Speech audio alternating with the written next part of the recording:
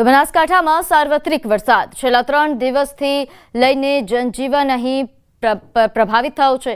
થરાદ ધાનેરા પંથકમાં ચાલતી રેલ નદીએ પણ ભારે નુકસાન વેર્યું।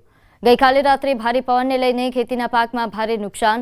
તો રેલ નદીના કારણે થરાદના ડુવાથી પાવડાસણ વચ્ચે સંપર્ક કપાયો। અચવાડાથી ડુવાનો સંપર્ક કપાયો છે। રેલ નદીએ અનેક ગામોના રસ્તા તોડ્યા અને ખેડૂતોના ઊભા પાકને નષ્ટ કર્યો। તો ગઈકાલે રાત્રે આવેલા ભારે પવનને લઈને આખા પંથકમાં તારાજીના દ્રશ્યો સર્જાયા। સતત વરસાદ જોર પવન એની સાથે ચાલુ હોવાના કારણે અત્યારે પશુપાલકોના ઘાસચારામાં તકલીફ છે અને ખેતરના ઊભા પાક પણ બધા પડી ગયા છે।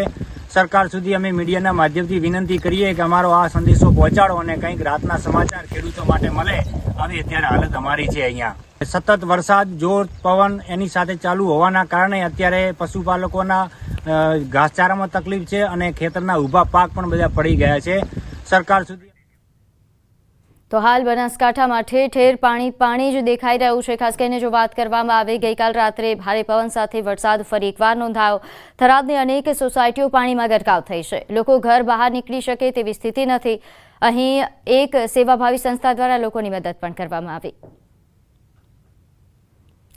તો બનાસકાંઠાના છેલ્લા લગભગ 24 થી 30 કલાકથી અહીંયા બનાસકાંઠામાં બહુ વરસાદ પડી રહ્યો છે અને એટલી બધી હાલત ખેડૂતોની, પશુપાલકોની કફોડી બની ગઈ છે અને રેલ નદી બી ચાલુ છે। એના હિસાબે ઘણા આજુબાજુના ગામડાઓનો સંપર્ક તૂટી ગયા છે। ડુવાથી પાવડાસણ છે, ડેડુડી બાજુ છે, અસવાડા બાજુ છે અને ઘાસચારાની બી તકલીફ પડી રહી છે।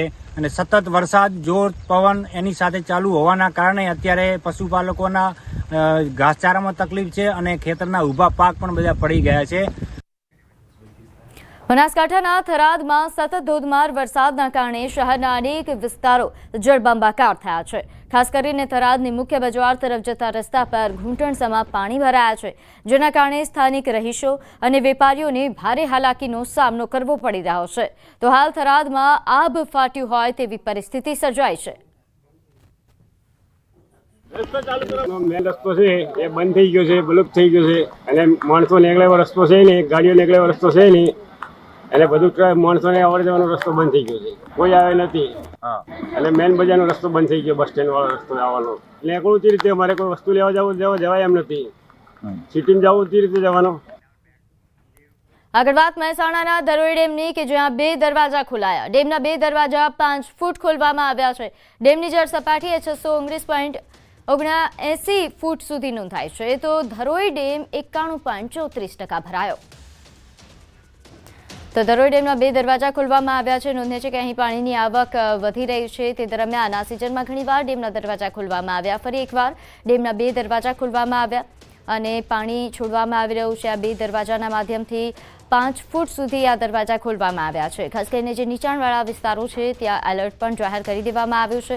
તો ધરોઈ ડેમ કે જે 91.34% ભરાયો। જેને લઈને વધુ વિગત સાથે આપણી સાથે સંવાદદાતા કેતન જોડાઈ ગયા છે। કેતન, ધરોઈ ડેમની પરિસ્થિતિ વિશે જણાવશો? ચોક્કસથી જણાવી દઉં કે ધરોઈ ડેમમાં ફરી એક વખત પાણીની આવક વધતા હાલમાં 13,714 ક્યુસેક પાણી હાલમાં જે સાબરમતી નદીમાં છોડવામાં આવી રહ્યું છે। ધરોઈ ડેમમાં હાલમાં 13,714 ક્યુસેક પાણીની આવક પણ નોંધાઈ રહી છે, જેના કારણે હાલમાં 2 દરવાજા 5 ફૂટ ખોલી આ જે પાણી હોય છે તે નદીમાં છોડવામાં આવી રહ્યું છે।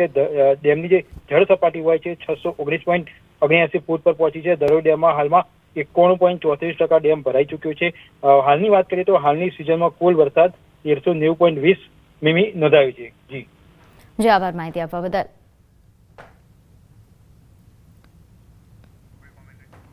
તો હાલ જે તે સંવાદદાતા જણાવ્યું કે ધરોઈ ડેમ કે જેના 2 દરવાજા ખોલવામાં આવ્યા છે અને નીચાણવાળા વિસ્તારોને એલર્ટ પણ જાહેર કરવામાં આવ્યું છે। આપણે જણાવી દઈએ કે આ ડેમ હાલ 91.34% ભરાયો છે, જેના કારણે આ વખતે ખેડૂતોને સિંચાઈની સમસ્યાનો સામનો નહીં કરવો પડે।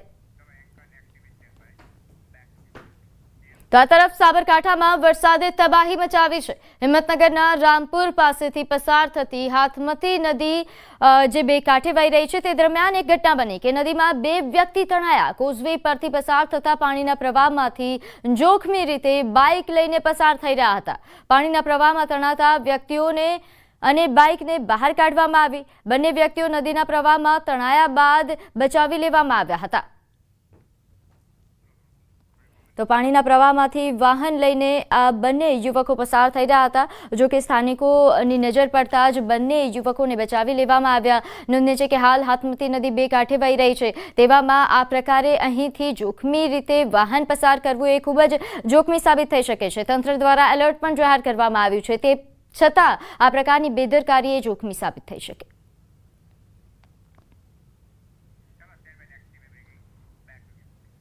હવે નજર કરીએ અન્ય સમાચારો પર. તો દિલ્હીમાં ઉપરાષ્ટ્રપતિની પસંદગી માટે આજે ચૂંટણી. પીએમ મોદીએ મતદાન કર્યું.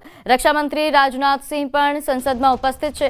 નોંધનીય છે કે ઉપરાષ્ટ્રપતિની પસંદગી માટે આજે ચૂંટણી થઈ રહી છે. પીએમ મોદીએ મતદાન કર્યું. આ ઉપરાંત પણ તમામ અહીં નેતાઓ પહોંચ્યા છે. રક્ષામંત્રી રાજનાથસિંહ પણ સંસદમાં ઉપસ્થિત છે. તેઓ પણ મતદાન કરશે. તો હાલ દિલ્હીમાં ઉપરાષ્ટ્રપતિની ચૂંટણીને લઈને પ્રક્રિયા શરૂ થઈ છે. મતદાન પ્રક્રિયા શરૂ થઈ. વહેલી સવારથી જ પ્રક્રિયાની શરૂઆત કરવામાં આવી. વડાપ્રધાન નરેન્દ્ર મોદીએ મતદાન કર્યું અને રક્ષામંત્રી રાજનાથસિંહ પણ સંસદમાં ઉપસ્થિત છે. આ ઉપરાંતના તમામ મંત્રીઓ દિગ્ગજો હાલ મતદાન માટે સંસદમાં ઉપસ્થિત થયા છે. તો પીએમ મોદીએ ઉપરાષ્ટ્રપતિની ચૂંટણી માટે મતદાન કર્યું. આજે ઉપરાષ્ટ્રપતિની પસંદગી માટે ચૂંટણીનું આયોજન કરાયું છે. મતદાનનું આયોજન કરાયું છે. ત્યારે મતદાન માટે તમામ મંત્રીઓ દિગ્ગજો પહોંચી રહ્યા છે. ત્યારે સૌપ્રથમ વડાપ્રધાન નરેન્દ્ર મોદી કે જેમણે આ મતદાન પ્રક્રિયામાં મતદાન કર્યું. આ ઉપરાંત રક્ષામંત્રી રાજનાથસિંહ પણ તેમની સાથે ઉપસ્થિત જોવા મળ્યા. આ ઉપરાંતના તમામ મંત્રીઓ એક બાદ એક સંસદમાં પહોંચી રહ્યા છે મતદાન માટે. તો ઉપરાષ્ટ્રપતિની પસંદગી માટે આજે આ ચૂંટણી પ્રક્રિયા શરૂ થઈ છે. મતદાન પ્રક્રિયા શરૂ થઈ છે. અને ખાસ કરીને જો વાત કરવામાં આવે તેને લઈને તમામ પ્રકારની વ્યવસ્થાઓ, તમામ પ્રકારનું આયોજન પણ કરી દેવામાં આવ્યું છે. આ ઉપરાંત જો સૌપ્રથમ આ મતદાન પ્રક્રિયાની જે શરૂઆત થઈ, સૌપ્રથમ વડાપ્રધાન નરેન્દ્ર મોદી કે જેમને મતદાન કર્યું, સાથે તેમની સાથે રક્ષામંત્રી ઉપરાંતના મંત્રીઓ પણ ઉપસ્થિત દેખાયા. તો આ તરફ ડાંગ જિલ્લામાં સતત વરસાદ બાદ પ્રાકૃતિક સૌંદર્ય ખીલી ઉઠ્યું છે. ઐતિહાસિક પાંડવ ગુફાનો નયનરમ્ય જળધોધ પ્રવાસીઓમાં આકર્ષણનું કેન્દ્ર બન્યું. તો ડાંગ જિલ્લામાં વરસાદે ભારે કહેર વર્તાવ્યા બાદ છેલ્લા 2 દિવસથી વિરામ લેતા જનજીવન સામાન્ય બની રહ્યું છે. પ્રાકૃતિક સૌંદર્ય ધરાવતું ડાંગ જિલ્લામાં ઐતિહાસિક પાંડવ ગુફા ખાતે પાંડવો દ્વારા છેલ્લો અજ્ઞાતવાસ ડાંગમાં વિતાવ્યા હોવાની લોકવાયકા ચાલી રહી છે.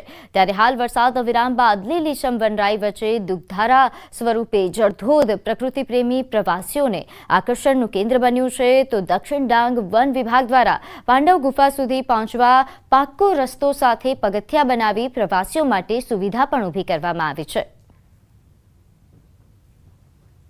સુરતથી અમે સાપુતારા ફરવા આવ્યા હતા અને સાપુતારાની નજીક ઘણી બધી સુંદર જગ્યાઓ છે અને એમાંની એક આ પાંડવ ગુફા છે.